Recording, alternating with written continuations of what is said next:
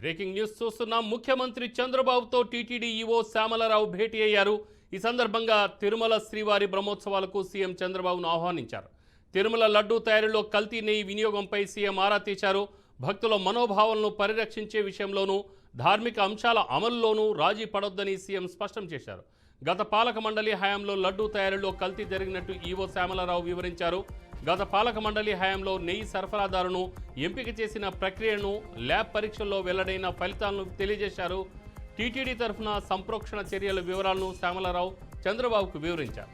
కల్తీ నెయ్యి వినియోగానికి అనుమతించిన వారిపై కఠిన చర్యలు తీసుకోవాలని సీఎం చంద్రబాబు వెల్లడించారు. తాజా పరిణామాల నేపథ్యంలో ఇరువురి భేటీకి ప్రాధాన్యత సంతరించుకుంది.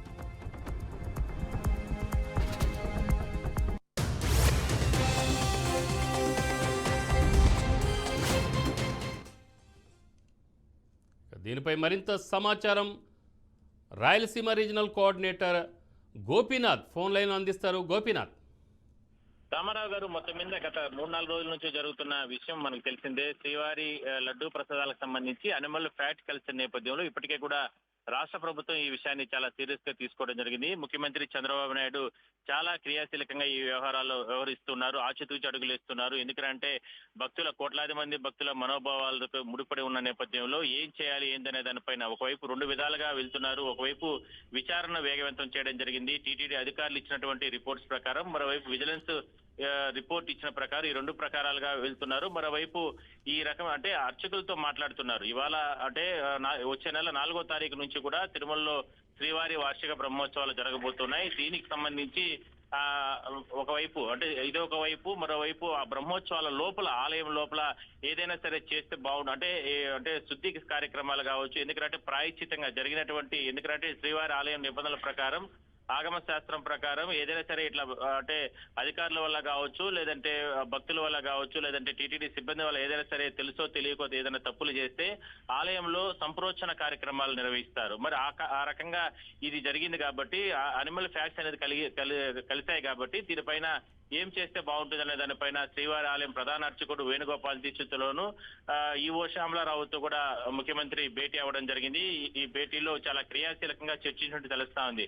అయితే వచ్చే నెల 4వ తారీఖు నుంచి బ్రహ్మోత్సవాలు కాబట్టి ఆ లోపే ఈ కార్యక్రమాలుగా నిర్వహిస్తే బాగుంటుందనే అభిప్రాయాన్ని ముఖ్యమంత్రి కూడా చెప్పిన నేపథ్యంలో ఒకవైపు అంటే భక్తులు ప్రతిరోజు కూడా 70 నుంచి 80 వేల మంది భక్తులు తిరుమలకు వస్తారు కాబట్టి ఇక్కడికి వచ్చిన భక్తులకి ఇబ్బందులు లేకుండా ఈ కార్యక్రమాలు అంటే ఆలయానికి అంటే 2-3 రోజుల పాటు ఆ కార్యక్రమాలు నిర్వహిస్తారు. మరి ఆ 2-3 రోజుల పాటు కూడా భక్తులకు ఇబ్బందులు లేకుండా కార్యక్రమాలు చేయాలనేటువంటి ప్రతిపాదన ముఖ్యమంత్రి కూడా చెప్పినట్లు తెలుస్తా ఉంది. దీనిపైన పూర్తి స్థాయిలో కూడా ఒక నిర్ణయం తీసుకున్నట్లు తెలుస్తా ఉంది. అది రేపటి నుంచి నిర్వహించాలా, లేదంటే మరో 2-3 రోజుల తర్వాత నుంచి నిర్వహించాలనే దానిపైన మరి కాసేపట్లోనే టీటీడీ ఈవో శ్యామలరావు కూడా మీడియాతో కూడా మాట్లాడే అవకాశం ఉంది. 7 గంటలకు మీడియా సమావేశం నిర్వహిస్తున్నట్లు కూడా టీటీడీ చెప్పడం జరిగింది. మొత్తం మీద జరుగుతున్న పరిణామాలన్నింటినీ కూడా చాలా జాగ్రత్తలు తీసుకుని ఇప్పటికే కూడా ప్రభుత్వం ముందుకెళ్తున్న తరుణంలో ఈ సంప్రోక్షణ కార్యక్రమానికి ఆలయం లోపల, ఎందుకంటే ఈ జరగనటువంటి ఘోర తప్పిదం జరిగింది కాబట్టి దీనిపైన పూర్తి స్థాయిలో కూడా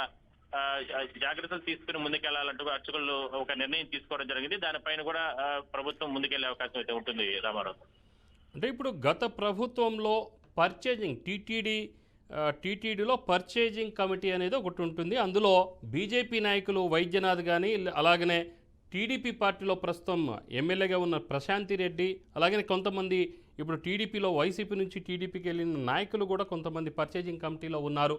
వారిని ఎందుకు బాధ్యులు చేయట్లేదు దీంట్లో అని చెప్పేసి కూడా సోషల్ మీడియాలో కొంత విమర్శలు వస్తున్నాయి. దీన్ని ఎలా చూస్తారు? అంటే ఖచ్చితంగా ఇది అంటే ప్రధానంగా 5 కంపెనీల్లో ఒక కంపెనీ అంటే చెన్నైకి చెందినట్టు ఏఆర్ ఫుడ్ ప్రైవేట్ లిమిటెడ్ అనేటువంటి కంపెనీ పంపింది కాబట్టి ఆ టెండర్ల ప్రక్రియ ఎలా కొనసాగింది అవన్నీ కూడా అధికారులే నిర్వహిస్తారు. అధికారులే ఫైనల్ చేసిన తర్వాత మీరు అన్నట్టు అంటే వాళ్ళు రెఫర్ చేస్తారు. ఓన్లీ ఫుడ్ కమిటీ అంటే రెఫర్ మాత్రమే చేస్తారు. ఫైనల్ చేసేదంతా కూడా అధికారులే.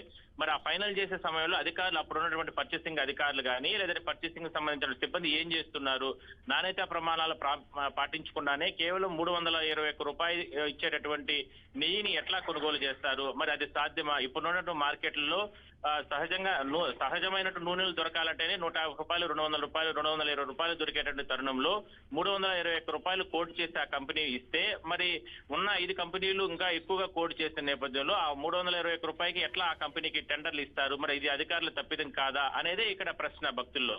మరి దీనిపైన అంటే మీరు అన్నట్టు విచారణలో విజిలెన్స్ విచారణ కావచ్చు, లేదంటే ప్రభుత్వం చేసే విచారణలలో ఎవరెవరు ఇందులో పాత్రున్నారు, ఎవరెవరు ఇందులో అది బోర్డు సభ్యులు కానీ, ఆ చైర్మన్లు కానీ, లేదంటే అధికారులు కానీ ఎవరెవరు ఇందులో ఉన్నారు అవన్నీ కూడా వాస్తవాలను కూడా బయటకు వచ్చే అవకాశం అయితే ఉంది. అదే విషయాన్ని ఇవాళ ముఖ్యమంత్రి కూడా ఈవోతో కావచ్చు, లేదంటే ఆలయం అర్చకులతో కూడా మాట్లాడినట్టు తెలుస్తా ఉంది.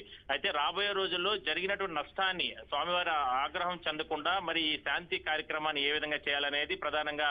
ఎందుకంటే ప్రతిష్టాత్మకంగా వచ్చే నెల 4వ తారీఖు నుంచి కూడా వార్షిక బ్రహ్మోత్సవాలు జరుగుతాయి. లక్షలాది మంది భక్తులు తిరుమలకు వస్తారు. 9 రోజుల పాటు ఉదయం సాయంత్రం 2 పూటల స్వామివారు వాహన సేవలు ఊరేగుతారు. ఎంతో ప్రతిష్టాత్మకంగా టీటీడీ నిర్వహిస్తుంది కాబట్టి సంవత్సరానికి ఒకసారి ఆ లోపే ఈ కార్యక్రమాలు నిర్వహిస్తే బాగుంటుందనే అభిప్రాయం భక్తుల నుంచి వస్తా ఉంది. దానిపైనే ప్రభుత్వం ప్రస్తుతానికి ముందుకెళ్తుంది. విచారణలో చాలా అంశాలు బయటకు వస్తాయి. విచారణలో ఎవరెవరు ఇందులో పాత్ర ఉంది, ఏంటి, ఎందుకు గతంలో ఉన్నటువంటి టెండర్లను ఉన్నటువంటి కంపెనీల టెండర్లను రద్దు చేసి ఉన్న ఫలంగా ఇలాంటి ఫ్రాడ్ ఉన్నటువంటి కంపెనీలకు కేటాయించారు, ఇవన్నీ కూడా విచారణలో తేలే అవకాశం అయితే ఉంటుంది. ఖచ్చితంగా ఎవరెవరు బాధ్యులతో వాళ్ళందరూ కూడా భవిష్యత్తులో ప్రభుత్వం అయితే చర్యలు తీసుకునే అవకాశం ఎక్కువగా ఉంటుంది. రామారావు గారు. Right Gopinath, thank you.